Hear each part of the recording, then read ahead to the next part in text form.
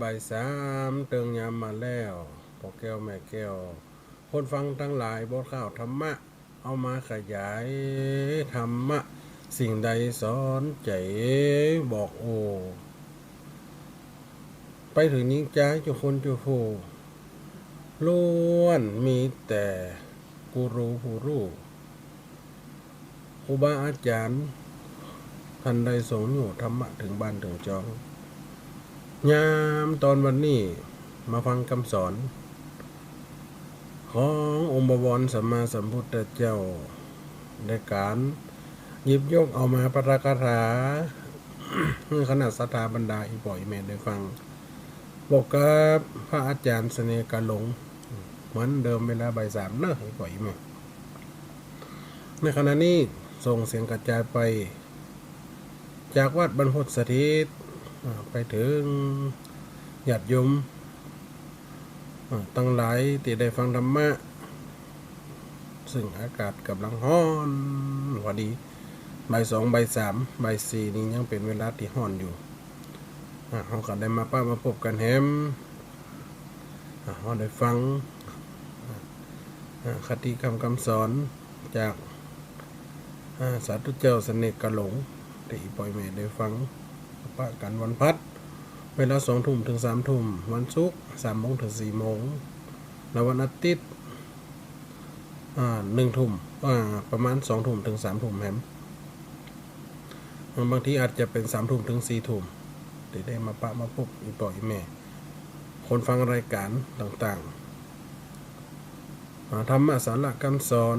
วันนี้ก็หยิบยกมาโอ้กับอีปล่อยแม่ได้ฟังกันตั้งบ้านตั้งจอง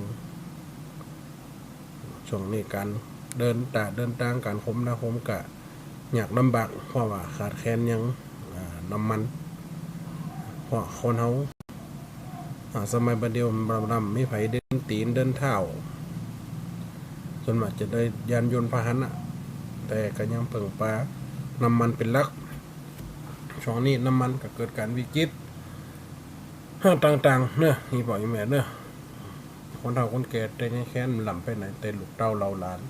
เขาก็ยังออกไปทำงานอยู่วันนี้เป็นวันศุกร์สุดสัปดาห์ท่านได้มาพบกันเอาสาระธรรมะมาโอ้ให้ปล่อยแม่ได้ฟังสาระต่างจะเป็นคติสอนใจเตือนใจสะกิดใจผ่องเป็นบางโอกาสแล้วแต่เนี่ยธรรมะต่างๆ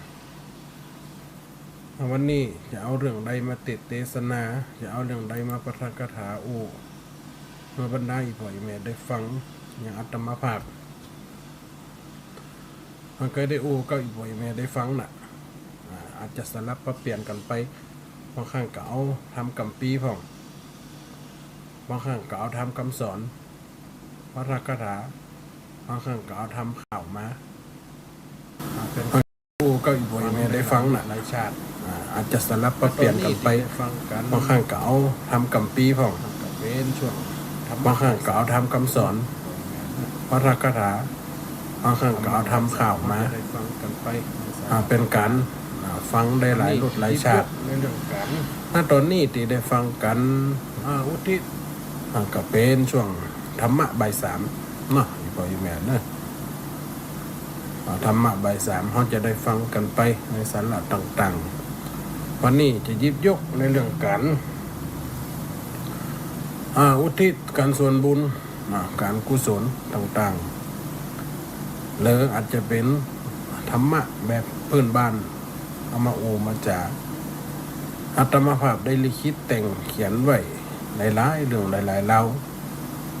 พระเจ้าก็ได้โพสต์ลงเฟซบุ๊กถวายครูบาอาจารย์พระเจ้าประสงค์ปหน่อยปนานจืดทำเรื่องผมสะอื่นนะ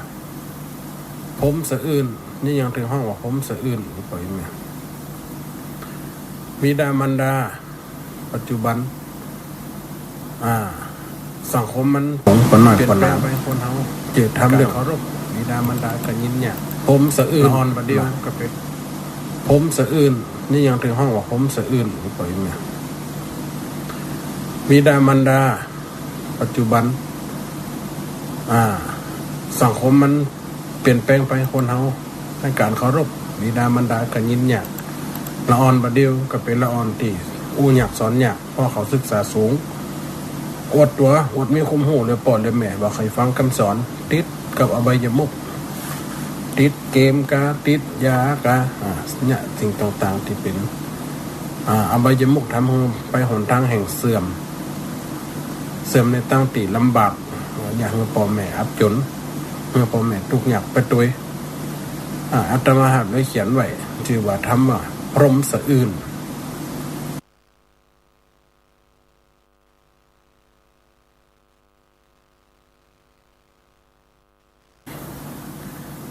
อาตมาภาพก็จะยิบยกออกมาเท่าความเข้าสู่ในสาระธรรมะพระพรหมเป็นผู้สร้างอีหรอแต่น่าสนว่าบิดามารดาผู้ที่มีอุปการะคุณมาก่อนห้อมควรทอดทิ้งห้อมควรละเลยเป็นห้องว่าพระเจ้าขินมาดีละตัวเก่ามาดีละผู้ที่คุณอุปการหรือว่าการเลี้ยงดูมาคนเลี้ยงดูท่านตอบ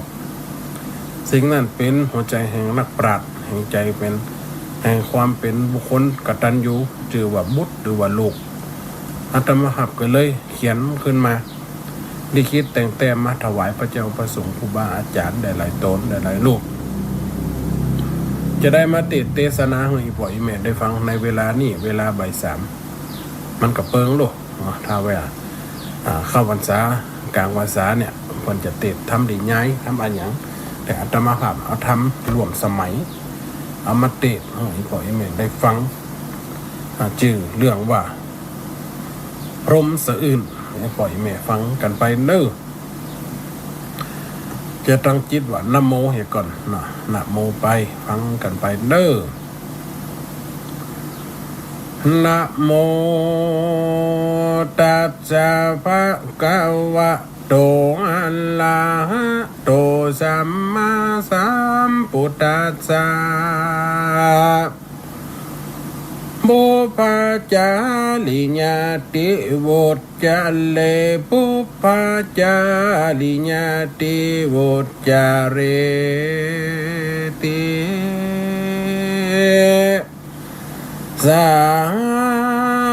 ธาวดุลาสัพพุริสาทั้งหลายตั้งยิ่งใจพ่อแม่ได้มาแผ่กุศลโลกจากเฮือนตนตั้งห้องนั่งซ่องตั้งใจฟังทำไข่กำเตบเข้าถึงเหตุถึงผลแล้วสอนตนเอาได้เก็บเมียดไว้จีบเอากำโบราณเก้าขยายว่าดำน้ำเฮือหันใจย้ำนอนง่ายหันฟ้าก็เปรียบว่าคนเฮาก็ต้องเข้าถึงแก่นสารการทำงานทุกอย่างสิ่งต่างๆนานาต้องศึกษาจนแน่เรียนรู้แต่เข้าใจถึงเป้าหมายดังอันชื่อว่าทำสิ่งนั้นบ่เสียเวลานั้นจ้าโสตุจันนามุลาสัทธาพร้อมพำเฮาได้ตั้งเก้าหำบาลีคิปปาบทมีว่าไว้จากก่อนกายขยายดังบรรยายไปนาจิว่าพระพรหมสะอื่นแต่งน้ำคืนถูกผู้เป็นลูกเป็นหลานพร้อมวงวานพ่อแม่เท่าหม่อนแก่ฟังไปแนวสมัยมีห้องเอาเก่าจองสูนกันผสมสันมือตัวบ่ใจว่ามัวบรรยายและนาหันว่าคนเฮาเกิดมาในโลกนับมีโจก เป็นคนกำสากลเรียกว่ามนุษย์บริสุทธิ์ประเสริฐมีผู้กำเนิดใจใหญ่บอดใจงัวควายดินปันหรือถากกันแกะสลักมีพร้อมพักป่อแม่มีเท่าแก่ตายายมีใส่ใหญ่ป้าปูเรียกเผ่าผู้วงศาเป็นคณะหมู่ญาติบ่ได้ตัดขาดเสียกันเป็นเหล่าพันสืบก่อแลกเมื่อแม่พ่อมัดถูกแล้วเกิดเป็นลูกจุมเฮานึกเล่ายำไว้ไฟคนใดคือผู้สร้างจะยกมาอ้างปั่นฟังปิตากุณนังมารดากุณนังเฝ้าลาวางใจใส่เมื่อวิญญาณเฮาไต่ลงมาสู่ข้าหม่อมปิตาตนป่อ7 วันก็เกิดกายปฏิสนในต้องแม่เริ่มก่อแผ่เกาะกลุ่ม7 กำปีจุ้มถูกส่วนครบกระบวนขันธาตุแม่เจ้ามาต้องปาดกาญาเป็นเมาหัวคนใส่หัวใดมีขันนับเวียกการหน่วยนายเอาใจใส่หวังปงแม่ประสงค์ให้เฮาได้เกิดกลัวพะเลิศละหวังไฟตกเต้าง่ายอุบัติเหตุเฝ้าสังเกตสังกากินข้าวกินปลาก็ห่วงหอยจ้ากลัวจับใส่ลูกน้อยไปนายเพชรเข้มไปก็ลำบากยามนอนยินอยากเหลือใจบ่ได้นอนง่ายและนอนความเพราะลูกอยู่รวมเตรียมตนเดินเตียวหนอึดอาจต้องใหญ่อาจฟาดปุ่มใจก็ใส่ใจบ่ละห่างห่วงกูอย่างเมียมันไปเวียกไปการเกิดฮอดกว่าเมียเจ็บต้องคลอดบ่มีภัยเสาะหาเงินไทยใบบาทโอดขนาดเวียงการสมัยนี้มหาศาลใจใจฝากต้องไว้หงบ้านการลดการน้ำมันก็สะปะจิปาทะเหลือใจออกบ้านไงปีคำการก็ซ้ำหลวงไหลต้องอิดกายถึงพ่อและแม่ลำบากแต่คืนวันนับกำหนดการหาวันขอดเจ็บต้องหอดมาถึงแม่ก็ตึงตุกอยากให้ออกปากเรรนพ่อสับสนปันกว้างเมียก็ขังออกปากหัวน้ำตาไหลพรากห่วงหาหมอก็มาทำคลอดลมปิดจะคลอดแม่บ่แห้งหมอจัดเจ่งจกผ่าเจ็บเจนกว่าแม่เฮ้ยการว่าเลยจุดนี้มาย้ำตีเลี้ยงดูเฝ้าชูลำบากแม่อุปถากดูแลลูกอุเวร้องไห้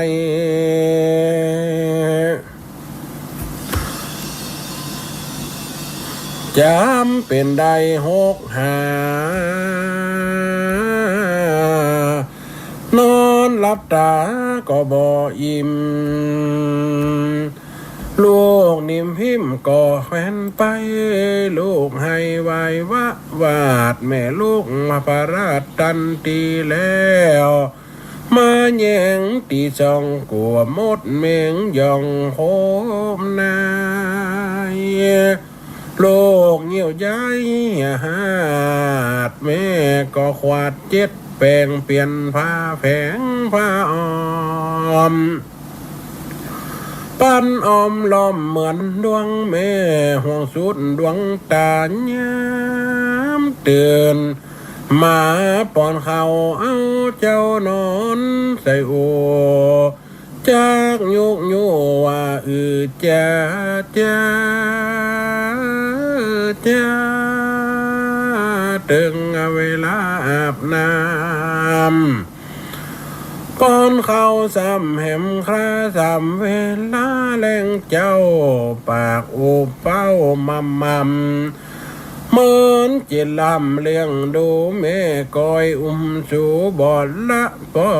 ก็เนี่ยตั้งการได้เงินปันบาทร้อยหอมเตือน้อยก็บ่พอเลี้ยงลูกน้อกว่าจันใหญ่ขี้เหนียวใส่ถ้าทมแม่ก็งมล้างสวยความจะอวยบ่มีจะบางทีนั่งกินข้าวตัวลูกเต้าขี้ทายแม่ก็บ่นายแจ้งจังไข่หัวดังสองเท่าบันกำเขาลูกล่างสอนเจ้าย่างตั้งไข่สอนอุดัยเป็นกำหมดเงินหมดคำบ่น้อยเฝ้าพอก้อยจนใหญ่มายุคใหม่เดี๋ยวนี้อย่างติเฮาหานหาเงินกันสาบันมีลูกนั่นยินทุกจนมอกสองคนยิดเลือดตาการศึกษาป้าส่งเงินมดลงกระเป๋าลูกก็เมาไข่เหียนต่อทุกแม่พ่อเหลือลายจะบังลายขายฝากส่วนหน้าหากกวยทำเอามาจำจองบานธนาคารส่งกินดอกกูธนาคารส่งกินดอกหาทุกซอกทุกปลายกะวนกะไว้ห่วงลูกกูแปลงถูกก็ต้องเอาพ่อแม่เฮาต่อสู้เพื่อลูกได้อยู่สบายรับตานายเกิดพ่อกำว่าแม่พ่อนี่และนาเปิ้นเลี้ยงเฮามาควรเลี้ยงตันตอบตามข้อสอบนักธรรมว่าสุขขามาเตยระยะตาโลเกสุขามาเตยยะตาโลเกว่าบอกวันเตริตมังต่อผู้สร้างเฮามาท่านคือเทวดาของโลกสิ่งที่ถูกคือกตัญญูบอกวันละผู้กำเนิดบางคนลูกประเสริฐเหลือลายบ่ละได้ละตอดหักละตลอดเลี้ยงดูห้อยชูบ่ละอุตสาหะอดต่อผู้เป็นพ่อแม่ตนบางครั้งท่านสับสนแก่เท่าลืมเก่าลูกก็มาโคดงอนทำสอนก็จมดาหูตาพระพังมัวบึดข้าใครหัวเบิดก็ให้สติได้ลืมลงไอ้คงเหี่ยวทายเฮาบอกวันนายบิดหน้าหนีกึดดีกึดพอเพราะแม่ป่อหมดแห้งบ่แข็งแรงเหมือนโนมเพิ่นหอบตุ่มเฮามาวันเวลาพัดผ่านต้องพอท่านอดเอาบางคนใจเบาจมเดือดหน้าใจสมเสียดเขี่ยมองขี้เอกดาตีพ่อแม่ปล่อยให้ ปล่อยไข่เจลงนอนท่านทำช้อนกินข้าวเอาของเก่าของเรือสามคาบเจือซ้ำเก่าคนเท่าเราก็บ่ลืนลูกก็มาเป็นไฟเป็นพื้นดายอเอกดาพ่อแม่ตัวว่าการท่วมหัวท่วมเก่าหมอกกินเข้ามาเนี่ยเหมือนตายเฮือลูกน้อยเกิดพอยามน้อยๆพอได้ป่าแม่เอามาป้อนปากลูกบ่อยากบ่กินไข่ลงดินเป็นปันแม่หีบกันตันใจเอาไข่ไปใส่หม้อมาป้อนต่อฮือตูเอาจิ้นหมูปิ้งเสียบลูกเหมือนเปรียบแก้วใจเสาะฮือเจ้าได้กินอิ่มมืออ่อนนิ่ม7 บาทตกเรียราดแม่เก็บเอากินตัวเฮาเป้าสุยจนลูกตุยมีกำลังลูกทำหยังก็ตอบถามหลายรอบหลายที่พ่อบ่มีจังกายแม่บ่มีนายลำคาญใจจวยบ้านจื่นสู่สอนลูกโอเป็นกำตกว่ายามพ่อแม่เท่าซ้ำแก่รวยราท่านทำเจ้าเก่าลูกบังเอาใจต้อยด่าไว้โวยตัดขาดว่าจังจาดคนแก่ถามสวกทำแสนักลายเดินหนีหายออกบ้าน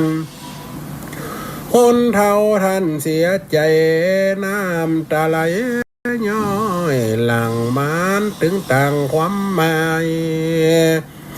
จับบางไรลูกชั่วกินสุมมัวเรายาตีมันดาพ่อแม่บ่เกิดแก่กำเว้นข่าวประเด็นบ่ขา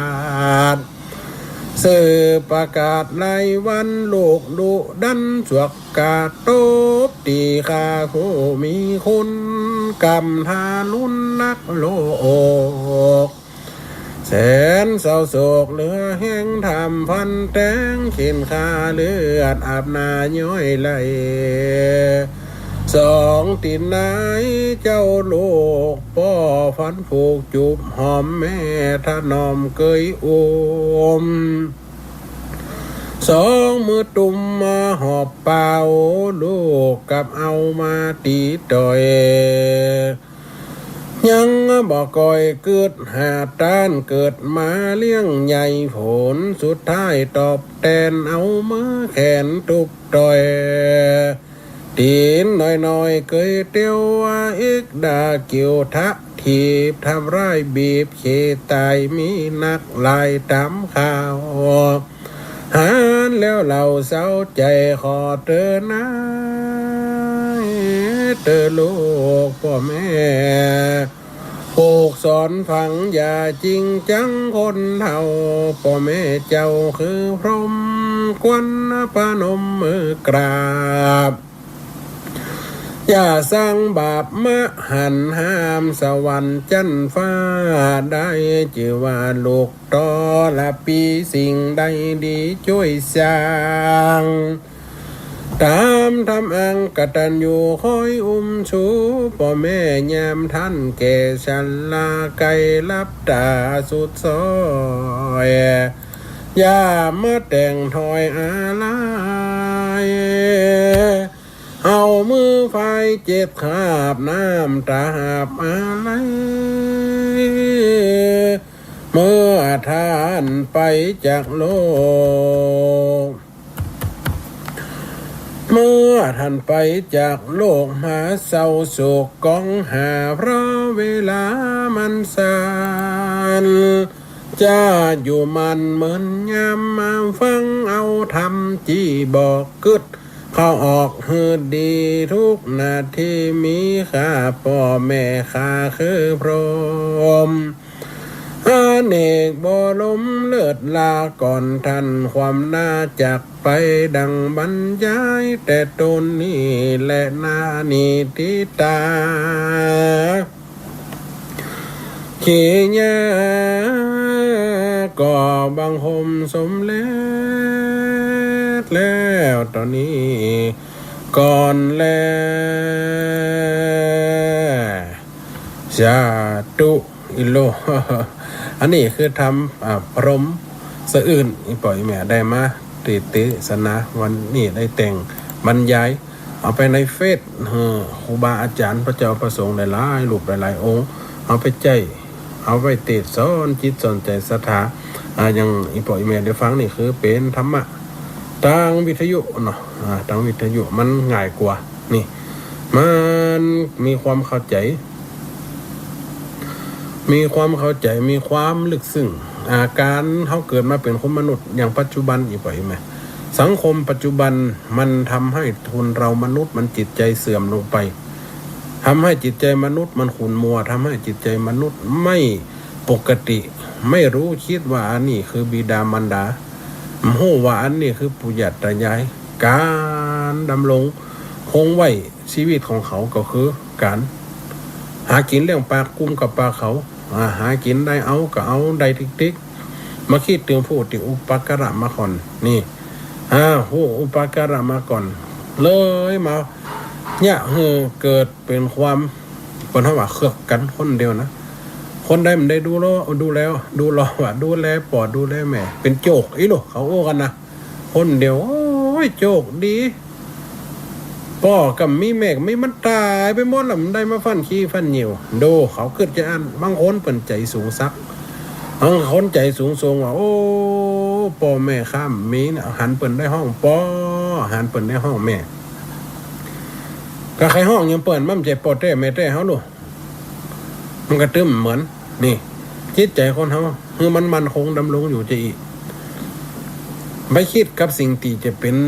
ทางที่อยากให้จิตใจของคนมัวบางคนคิดว่ามีโจกคนได้มันได้ดูแลพ่อแม่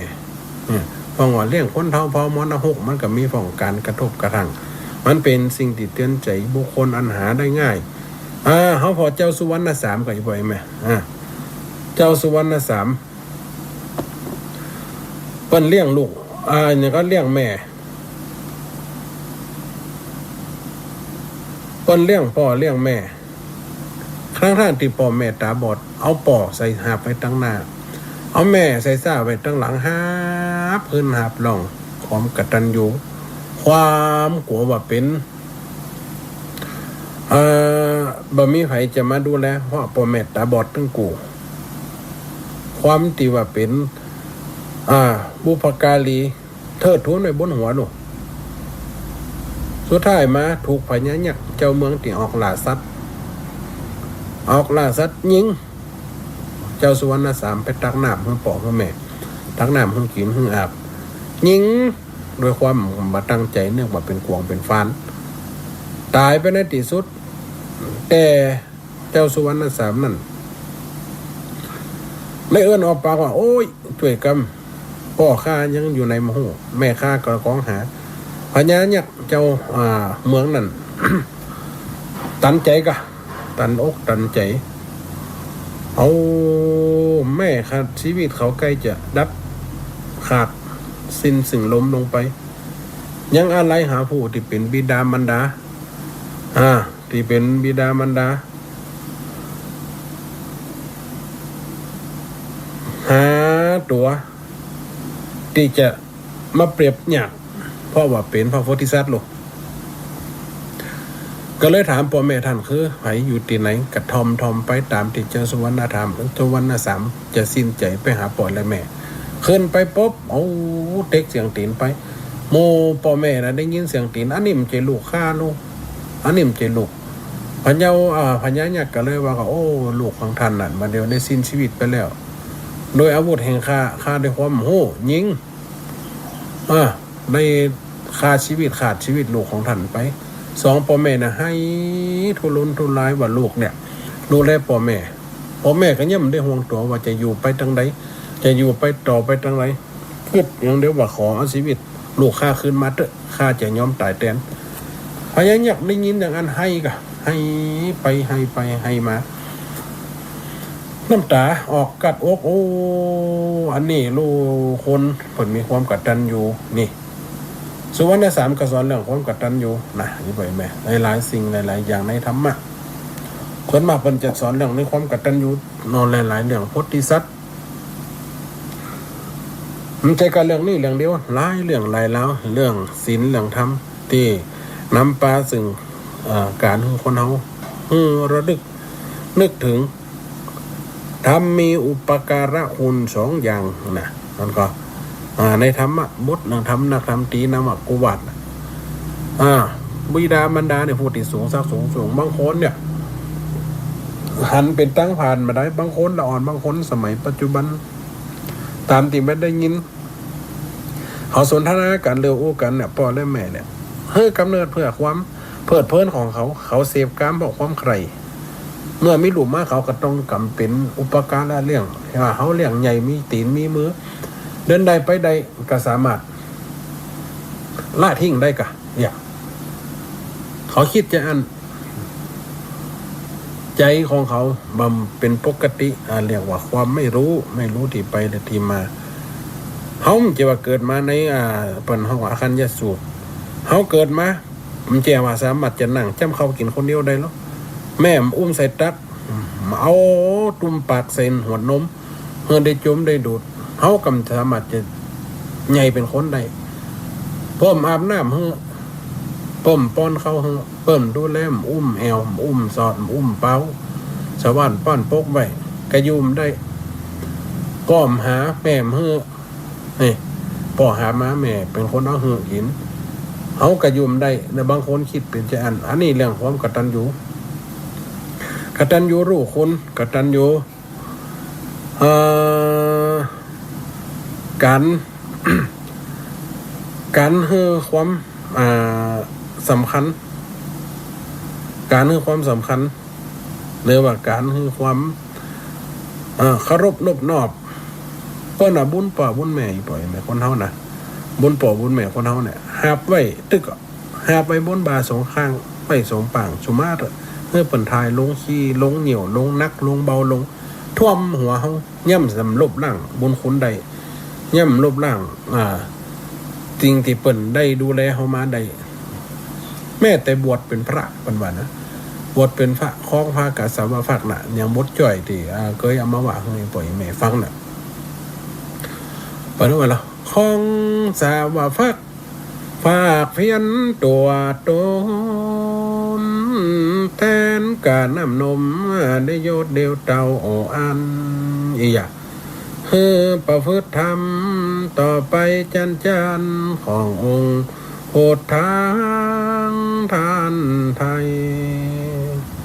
องค์ศาสดาตัดมาสั่งไว้จำจะได้ดีงามได้ลำปิดคิดต่อติดตามได้ฟังกรรมแม่สอนสั่ง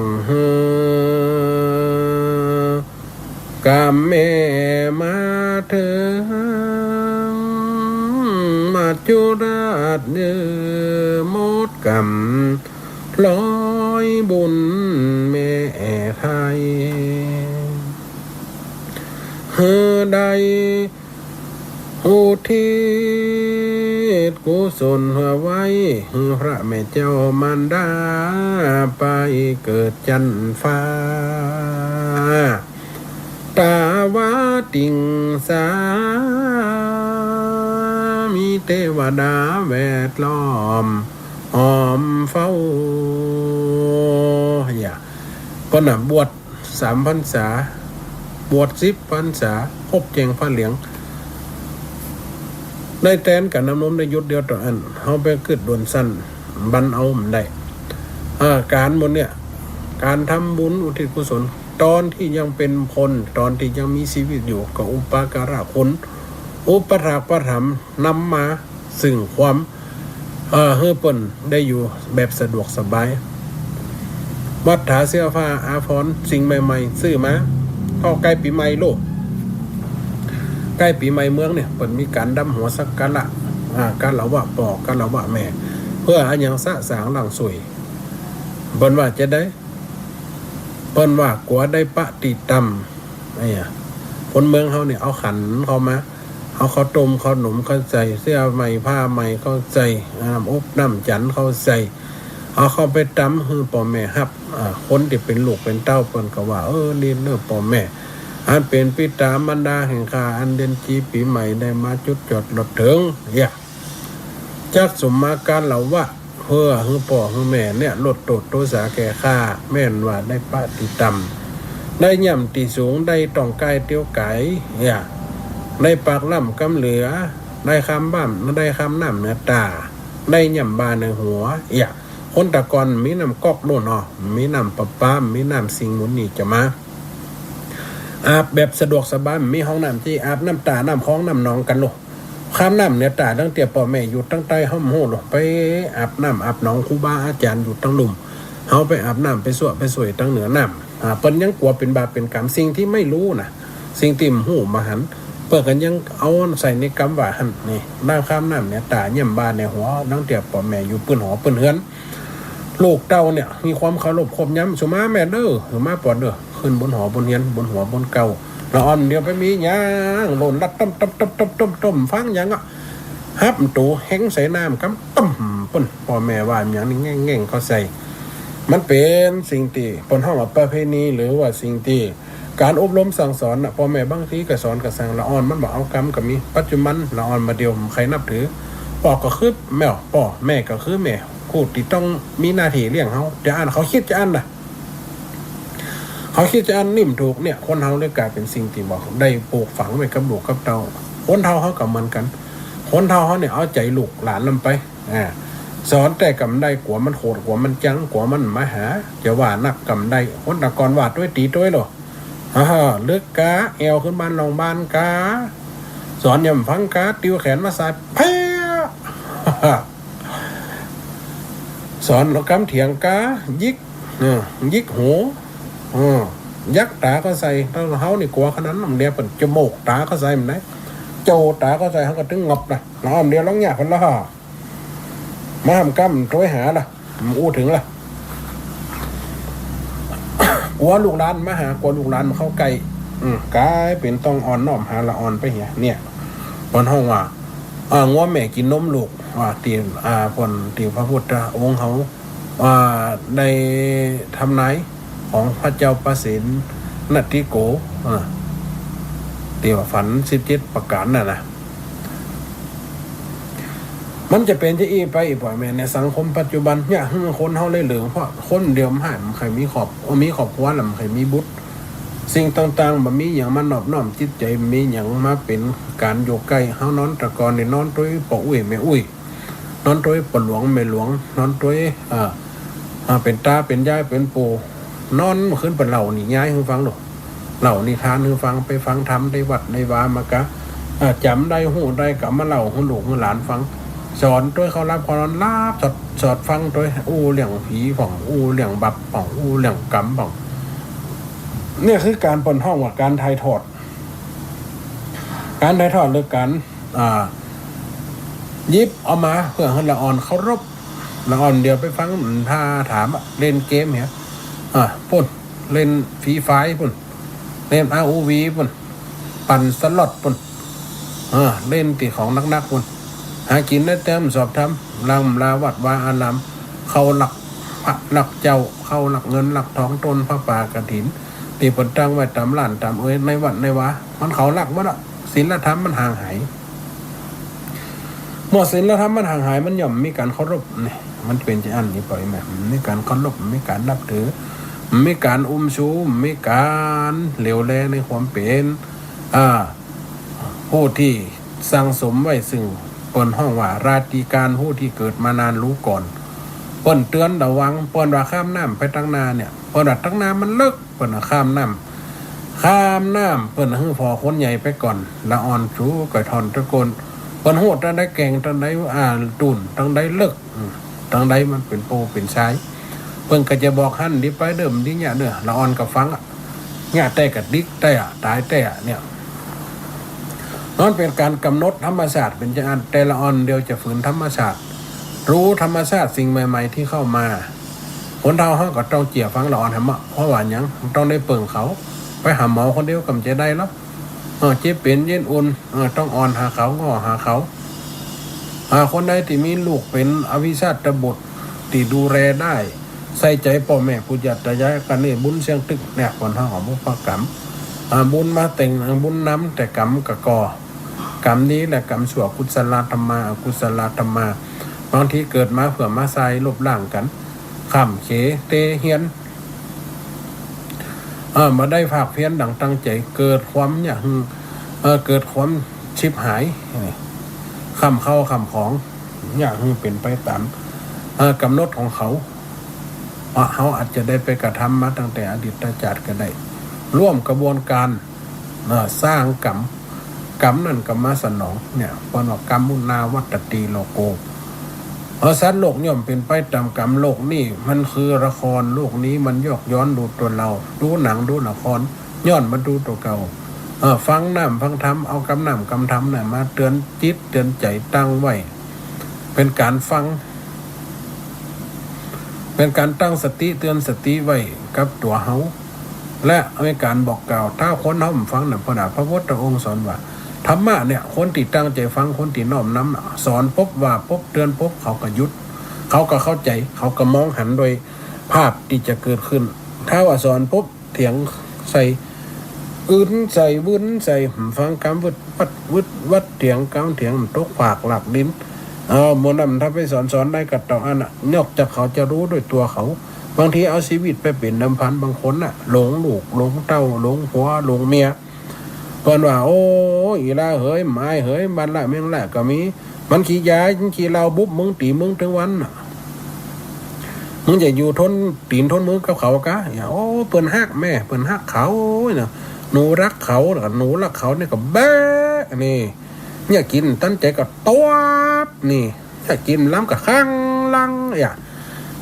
พอใจกันบุ๊บกันลำลาปนสุกเมื่อกินข้าวสุกเมื่อเขารับเขานอนกันลังกินข้าวอยู่เถียงกันจังเถียงกันเก็มเขาแม่สุมาปล่อยแม่ผัวมันตีนปื้ดขันตกลังคังเข่งถึงมันได้กินถึงดุกถึงเต่ามันได้กินถึงเมียนี่เขารับเขานอนอู้กันเลี้ยงกำเก่าเหล่ากำหลังตุ่มพันลายหมาเห่าคนกำเก่าฟิตกันก็รับกำลังจะรับจะนอนสุกตึกรับเขาเอาฟิตหัวกันคำตีนอนเนี่ยห้าวหัวกันเพาะเพะตีนสุดพุดมดนี่จักหมอนก็ใส่กันบุบหมอนมันเจ็บมันแข็งหมอนสดไปที่อื่นมันกับสุมาดำตีนกับลูกกุ้ยมันชอกันนี่ไฟตาของย่ออันเท่าเรียไฟกับฟิบมันเรียไฟกับฟิบป้อยหลวงกันเนี่ยเป็นว่าคนเขาถ้าสอนฟังมันกับสอนอยากเนี่ยสุดท้ายมากับมาตุกคนที่รักเราจริงก็คือเทพ่อและแม่คนที่ดูแลเขาหรือว่าส่งเสริมเขากับมีพ่อกับแม่น้อยคนที่พ่อแม่ตีว่าเกิดมาแล้วเอาไปขวางไปตุ้มเอาลูกไปขายหากินเนี่ยมันก็ย่อมมีอันนั้นก็คือว่าอาจจะได้สร้างกรรมของเปิ่นมาตัวได้ทำเปิ่นไว้ตัวได้ทำเปิ่นไว้ได้สร้างเปิ่นไว้เพื่อกำเนิดเกิดมาแต่อาศัยต้องเกิดแต่ต้องเอาไปทารุณกรรมก็ยังกับเพลงของอ้อยกระท่อนนะลูกโง่เหี่ยวเพลงอ้อยกระท่อนนะที่ว่าสาวน้อยกับบ้านนะตีสาวน้อยกับบ้านเป็นชนเผ่ามาตั้งผาเยาก่อนเนาะตั้งผาเยาก่อนตีว่าเพลงนี่หลายปีนะเอาลูกว่าลูกไปทำงานเลี้ยงลูกมาลูกอายุได้15ส่งไปทำงานต่างประเทศญี่ปุ่นเกาหลีสุดท้ายมาเอานายนาปลาไปขายต้องไปรองรับกามอารมณ์ของคนอื่นติ่มใจสามีได้ผัวดีแต่ผัวเอาอยู่ตัวเหี่ยปีเดียวผัวก็เอาไปขายต่อบุ๊บซ่อมจำเฮืออยู่จำเฮือรองรับอารมณ์ของปอดใจติ่มใจสามีบุ๊บเปิ่นตีเปิ่นเนี่ยคืนไหน4-5 คนเขไปร่วมรับหล่มนอนตัวได้เงินมาผัวเอาเงินไปจ่ายฮะอย่าเมียกระตุกอยากจะเลี้ยวหาหน้าไฟมีล่ะปอกกับแม่นิ่มหัวส่งตังมาให้พ่อแม่ตั้งบ้านก็อวดกะได้รถได้ล้างในบ้านใหม่อวดว่าลูกนี่ทำงานดีมีศักดิ์ศรีส่งเงินมาเดือนใน2-3 หมื่นหน้าจืดลูกกินโอยใจโอยมันสนใจนี่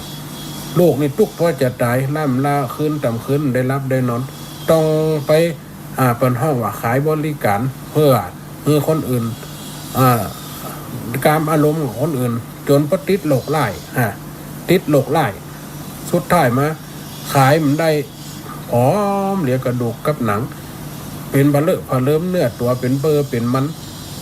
สุดท้ายมาปวดใจไข่กำซื้อบริการไข่กำเอาหัวกระทิ้งละเป็นทะลอกปอกเปิกตายเป็นในที่สุดเมื่อตายในที่สุดเขาก็เอาเผาเขาเอาเผาส่งกระดูกมาให้พ่อให้แม่พ่อกับแม่ได้กับหันเต่าดุกแต่เงี้ยเต่าอันหันเต่าดุกกึดแล้วก็กอดไหดุกน่ะกอดที่เปิ่นเอาใส่ดุกส่งมาให้น่ะจากประเทศเจแปนหรือญี่ปุ่นสุดท้ายมาพ่อกับแม่ก็ได้เสียใจสิ่งนั้นฮักเพียงไหนกระจังเนี่ยอย่างบุคคลนี้ถึงได้รับกรรมต้องมาชดใช้หนี้กรรมคือพ่อแม่เขาอาจจะไปกู้หนี้ยืมสินเปิ่นมาจากก่อนทำให้วนเวียนอยู่ในสังสารวัฏที่ต้องได้รับความลำบากนี่วนเวียนอยู่ในสิ่งนี้เนี่ยให้ได้ความเจ็บความปวดความทุกข์ทรมานเพื่อให้ทั้งบ้านเกิดความสุขความสบายตัวกับมาตายไล่ปีไล่น้องเหลือแต่เต่าโครงกระดูกอันนี้งั้นไม่เนี่ยเป็นเรื่องจริงนะเขาเนี่ยมาแต่งเป็นเพลงหรอเนี่ยเรื่องบ่งบอกอย่าบอกบ่งบอกว่าเนี่ยบุพกรรมคนเฮานี่มันแน่เลี้ยงมาหลังได้กินแห้งก็ได้สุขสบายได้คืนมาเป็นส่วนเงินติดได้ยืมไปเป็นหนี้มาตั้งแต่อดีตชาติเฮากำหูเพราะว่าในบุพกรรมเขาชี้นำว่าเนี่ยบุคคลที่เป็นพ่อแม่และบุตรที่ดีต่อกันเกิดมาเกื้อกูลกันอาจจะทำบุญร่วมกันมาโดยดีทานกฐินผ้าป่าได้ทางสุ่มประตูได้ทานศาลาได้สร้างอันยังที่เป็นความสาธุนูปการหรือว่าสร้างสมบัติไว้กับศาสนาเกิดมาป้ากันได้เกื้อกูลกันล่ำรวยมั่งมีมาพิศีลพิธรรมเกิดมาอบหัวกันอยู่ด้วยกันเหมือนบุกกันตีกันพิษหัวกันเกิดมาคมหมุนไว้อันเนี้ยในที่อาตมาภาพได้ว่าตะกี้พรหมสะอื่นมันย้อนไปหลายอย่างไปไหมหนึ่งพ่อแม่ตีได้ลูกดีก็คือว่าเป็นสีแก่ของเปิ่นในบุพกรรมที่ย้ำจักป้ากันมาควบคุมอยู่ด้วยกันแบบมีความสุขอันที่พรหมสะอื่นลูกเต้าเหล่าลันฟังคำติดไฟไฮโลติดการฟันนั้นมาบัดบันเอาสมบัติพ่อแม่ไปขายเกิดความทุกข์ทรมานกันนี่ก็ย้อนว่าเป็นบุพกรรมช่วงต่างนี่เป็นบุพกรรมทั้งนั้นอีปล่อยแม่ได้ฟังอาตมาภาพกับบรรยายขึ้นมาเนาะเวลาก็ล่ำมาไปถึง52นาที52นาทีเรียก5นาทีนี่เขาก็จะสรุปได้ว่าคนเขามีบุญมีบุญและมีกรรมรวมทำกันมาอาจจะเป็นละตั้งว่าคนที่ไม่รู้อะไรเสียเลยคนติ่มเข้าหาบางคนก็มาสงสัยพระอาจารย์คนติ่มเขาว่ากับปลาเลิศยังเขายังหล่ำยังน้อยมีเงินมีทองอาตมาภาพก็ถึงบอกแล้วเขากินบุญเก่าอุปมาเหมือนกับต้นไม้ใหญ่ที่ปล่อยไหมต้นไม้ใหญ่กับต้นถั่วงอกปลูกวันเดียวได้กินวันเดียวนะแต่ระยะเวลามันสั้นแต่ว่าต้นซักต้นจัดเคียนต้นไม้เป้าไม้เงี้ยแต่เวลาพอกตัวของมันกลัวจะใหญ่ขึ้นมาจะเจริญเติบโตขึ้นมาแต่เป็นไม้ที่คงทนและยืนนานเนี่ยแบบสวรรค์ว่าเขาสร้างบุญไว้มันมีห่มโลกมันมีห่มมือเขาเปิ่งป้าอาศัยบุญน่ะกับแผ่พกกิ่งก้านลงมาชาตินี้เราไม่ได้อาจจัดต่อไปเราจะได้รับแต่ที่เป็นทั่วงอกทั่วเน่าทั่วอย่างที่ออกมาปึ๊ดได้กินปึ๊ดได้กินไว้ตั้งใจแต่สุดท้ายมันก็ได้รับความอิ่มชั่วคณะก็เหมือนกับบุญหรือว่าบาปได้บุญได้บาปชั่วคณะแต่มันโวยนี่เป็นสิ่งที่ได้รับความทุกข์ทรมานเนี่ยคนเขาเป็นไปปล่อยแม่เวลามันหมดเวลาเดี๋ยวเขาจะได้จากลากันไปสุดท้ายอันตะกี้หันไห้โทรเข้ามาย้ายพรก็เนาะตะคืนก็หันโทรมาเหมือนกันได้ครับเพราะว่าหลายคนเพราะว่าเวลานี่เป็นเวลาบ่าย3การติดเทศนาธรรมเอามาเป็นปาฐกถาเกิงหนึ่งเป็นธรรมกัมปีเกิงหนึ่งที่ได้เขียนบทไว้อีพ่ออีแม่ได้ฟังแล้วมีความเข้าใจหรือมีความรับรู้แล้วก็วันห้องกับปฏิสัมพันธ์ในการฟังเกิดประโยชน์และเกิดผลเกิดความคิดในด้วยและเห็นตามสิ่งนั้นก็นำพาซึ่งความรู้และความเคารพในธรรมในตัวเนาะปล่อยแม่เนาะเวลาหมดเวลาครับสาเหตุกรรมใหญ่พรโทรเข้ามาสาธุเจริญพรส าธุเนอะยายพร Dạ, nó mang tất cả đó, dạ. ฝนตกกัดทางสันกำแพง Mà tốt đây sao đây? อันยายฟ้อนนี่ขาประจำฟังตลอดยายฟ้อนนี่ถ้าจะวิทย์สักตนนะก็แหละฟังกุตนกูองน่ะนี่แหละ Và cả áo chú cháu thì tuân thầy này. วิทยุเนี่ยลองติด Đúng không? ทานวิทยุนี่ติดละสีก้อนบนก้านี่ Dạ. มันเปียงกันหรอกถ้าเปิดวันขำมันกับเปียงนะเนาะวิทยุนะ Dạ. Tiếng Mà Hàn. ngon, mà đây là ơi ạ. แฮมอ่ะ เพลง Bà lên cửa ngon đấy ạ. เพลงกำฟังหยังกำฟังกับธรรมะแหละ Dạ. ดีละเนอะอนุโมทนาเนอะยายพรเนอะ Thăm chú cháu không? Đấy không? นั่นน่ะคนทำหูไปไหนเนอะ Chắc là vắng là, không vắng là vắng là. แต่ว่ากับฟังหันหน้าบ่เธออันมันสดเข้ามาล่ะเฮาหับได้เพราะมันไหลสายจอนกันเนาะเปลี่ยนเวลาใหม่เด้อยายพรเด้อเก่งเอาเด้อมันฟุกวันพัดกับวันติดในหมวกฟังโวเอาเด้อ สาธุเด้อยายพรเด้อ Dạ. เอาอย่างเวลาโอ้ยปล่อยแม่ฟังน่ะวันพูดวันที่แรกจะได้เข้าวันพูดแอมวันกะแต่อันแรกก็พระอาจารย์มหาปทินล่ะได้เข้าวันพักเป็นเวลากลางคืนดึกวันศุกร์ก็เข้า3 โมงวันติดก็เข้าเวลาประมาณ2 ทุ่มเหมือนกันเนาะกับคนฟังกันนักอยู่อัตมาภาพกับฟังมันนี่กันหลายอยู่เนาะอีบ่อยแม่นะสรุปได้ว่าในธรรมะวันนี้สอนหนึ่งอย่างผมสะอื่นคู่ที่เป็นผู้สร้างทั้งบุญสร้างทั้งกรรมสร้างทั้งให้เราได้เกิดสร้างสิ่งประเสริฐให้มนุษย์โลกสืบพันธุ์ต่อกันไปมันย่อมเกิดขึ้นมาเขาจะไปละเนอนี่เบอร์แปลกหาจ้าเลินพร